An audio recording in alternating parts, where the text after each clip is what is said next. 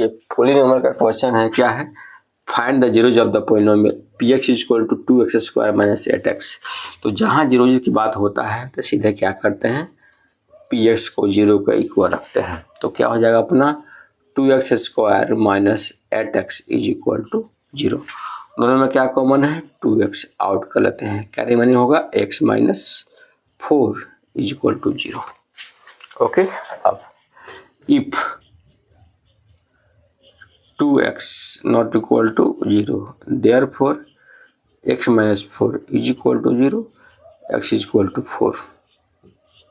अब if x minus 4 not equal to 0, therefore 2x is equal to 0, तो x is equal to 0.2 means x is equal to 0, so alpha is equal to 4, beta is equal to 0।